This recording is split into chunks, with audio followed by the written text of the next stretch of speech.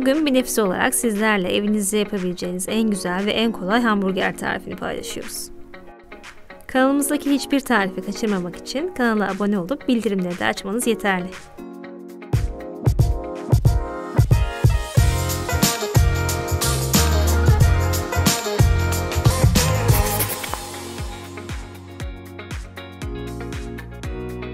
Karamelize soğansız bir hamburger düşünemiyorum.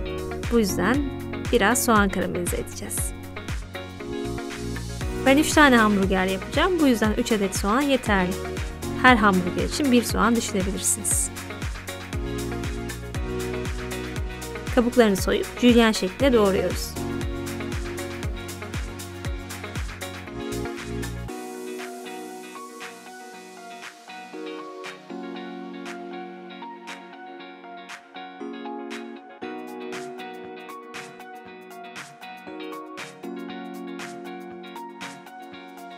Hepsini doğradıktan sonra büyük bir tavaya alıp üzerine zeytinyağı ekliyoruz.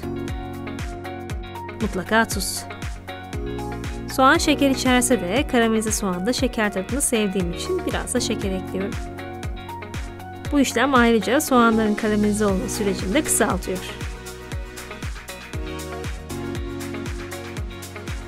İçine 1-2 kaşık kadar da su ekleyip soğanları kapağı kapalı şekilde kısık ateşte pişmeye bırakıyoruz. Daha doğrusu karamelize olmaya. Ara sıra karıştırmayı unutmayın. Şimdi hamburger köftesini hazırlayalım. Eti derin bir kaseye alıyoruz. Etin kesinlikle tek çekim ve kıyma makinesinin en kalın ayarında çekilmiş olması gerekiyor. Lezzetlendirmek için eklemeler yapacağız. Karabiber, tuz, 1 küçük yumurta sarısı, hardal, pekmez, biraz da et suyu.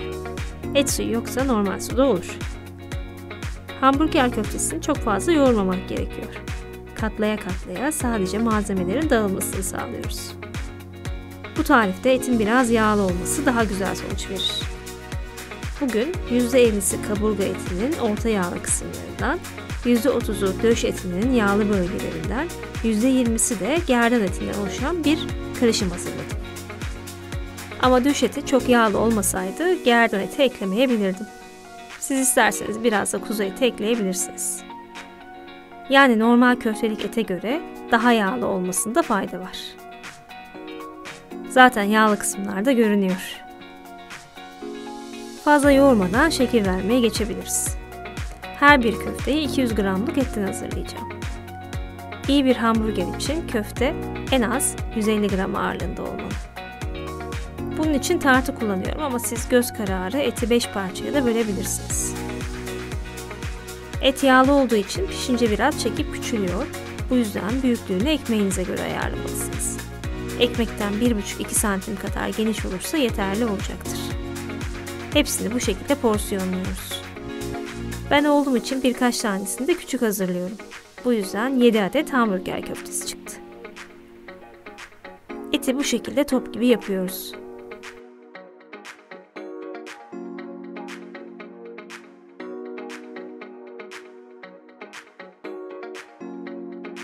Şekil vereceğimiz kaba poşet seriyor ve bu şekilde şekillenmesini sağlıyoruz. Bu işlemi elle veya kavanoz kapağıyla da yapabilirsiniz.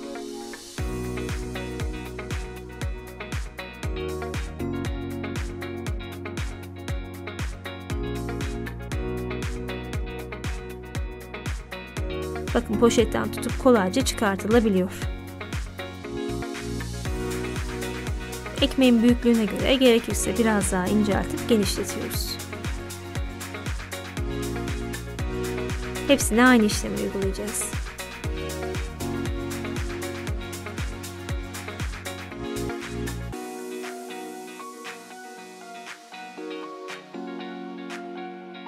Artık pişirmeye geçebiliriz.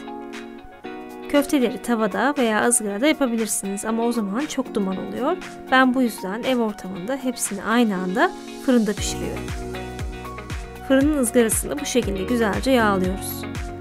Kaç adet burger yapacaksak o sayıda köfteyi ızgaraya yerleştiriyoruz. Kalan köfteleri de buzluğa atabilirsiniz. Köfteleri 220 derecede önceden ısıtılmış fırının fanlı alt üst ayarında ve en üst rafta pişiriyoruz. Fırının alt rafına tepsi koyup içine de sıcak su ekliyoruz. Dikkat edin köfte fırında çok pişip kurumasın. Fırına girdikten 5 dakika kadar sonra da mutlaka çevirip eşit şekilde pişmesini sağlayın. Soğanlar da karamelize olmuş. İçi için diğer malzemeleri hazırlayalım. Büyük dilimler halinde domates dilimliyoruz.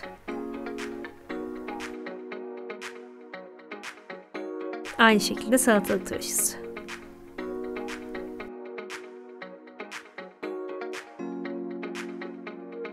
İçinde ben sos olarak ketçap ve mayonezi bir arada kullanıyorum.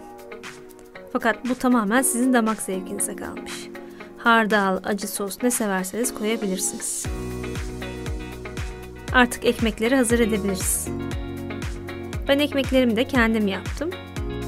Tarifine de ekranın üst kısmındaki bağlantıdan ulaşabilirsiniz. Oldukça başarılı bir tariftir. Üstelik buzluğa da atılabiliyor. İçinin dokusu, yumuşaklığı her şeyiyle harika oldular bence. Önce tavada iç kısımlarına biraz tereyağı sürüp kızartacağız. Bu kadar kızarsa yeter. Aynı tavada köftelerimizi de hazırlayacağız. Sıcak tavaya köfteleri koyuyoruz.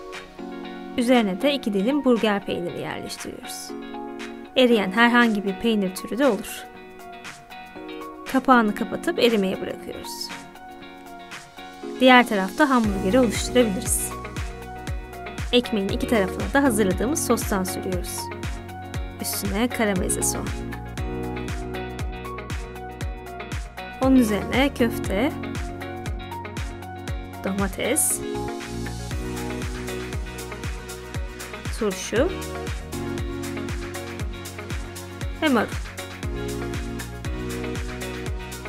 Her birine bu şekilde kürdan batırıp tavada biraz daha ısıtıyor ve ardından servis ediyoruz.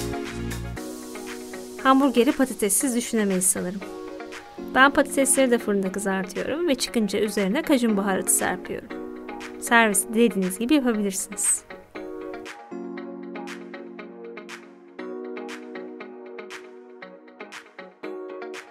Gerçekten evde yapabileceğiniz en başarılı burger tarifi bu. Kesinlikle deneyin ve sevdiklerinizi sevindirin. Üstelik yapılışı da fırında olduğu için çok daha zahmetsiz ve kokusuz. Bu muhteşem tarifleri kaçırmamak için tek yapmanız gereken kanalımıza abone olup bildirimleri de açmak. Videomuzu buraya kadar izlediğiniz için teşekkürler. Bir sonraki tarif videosuna kadar kendinize iyi bakın. Hoşça kalın.